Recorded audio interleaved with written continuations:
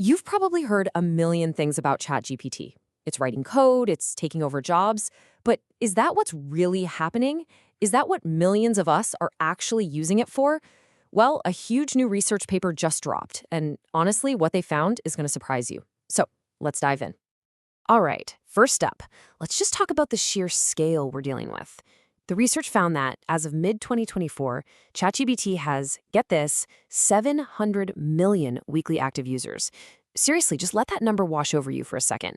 We're talking hundreds and hundreds of millions of people logging in every single week. And to put that into perspective, that's about 10% of the entire adult population of the world. 1 in 10 grown-ups on Earth. The researchers were pretty clear about this. There's just no precedent for this kind of global spread. Nothing, and I mean nothing, has ever caught on this fast. So that's the big question, right? You have this massive, massive user base. What is everybody doing with it? What are the real day-to-day things people are plugging into this AI? Because as we're about to see, the story we've been told might not be the real story at all. And boom, right out of the gate, the data hits us with the first big surprise. You know that whole idea that ChatGPT is mainly this tool for work, for being more productive in the office?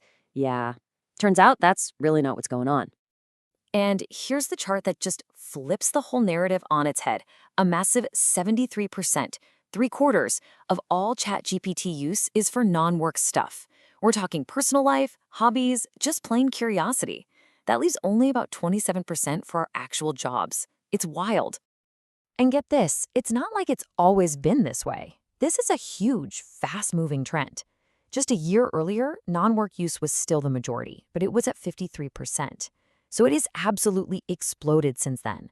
It seems like we're all finding ways to weave this tool into our personal lives way faster than our professional ones. Okay, so if it's not mostly for work, what is it for?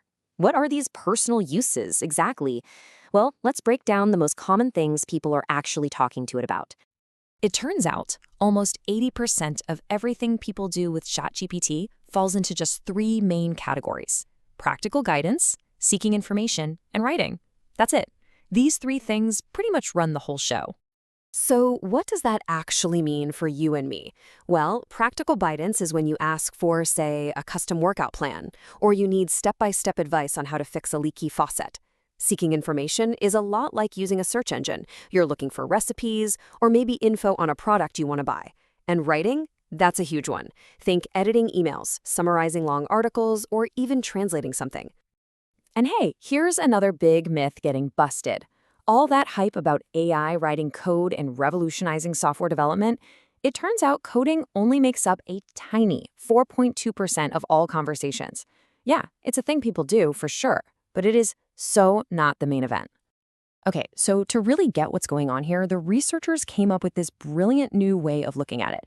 They said it's not just about what you're talking about, it's about your intent. Are you asking for help to make a decision, or are you just telling the AI to go do something for you?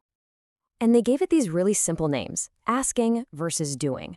So asking is when you're using AI like an advisor for decision support. You might ask, how do I create a budget? Doing, on the other hand, is when you're using it to automate a task, like, hey, draft a report for me. Think of it like this. It's the difference between a consultant who helps you think and an assistant who just does the work. So which one do you think we do more? Well, it turns out we spend more time asking. Almost half, 49%, of all our interactions are about getting advice, finding info, and basically helping us make better decisions. That's compared to just 40% for pure task completion. The takeaway is huge. We're using AI to think with, not just to do things for us. And this is a really clear trend. Not only is asking more common right now, it's also growing faster than doing. More and more, we're turning to AI as a kind of thought partner, a real co-pilot for our decisions.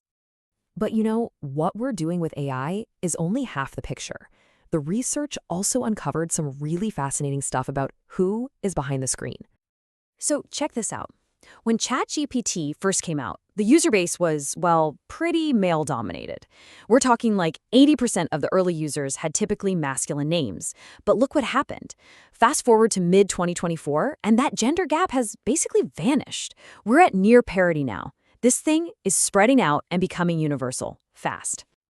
And when I say universal, I also mean global.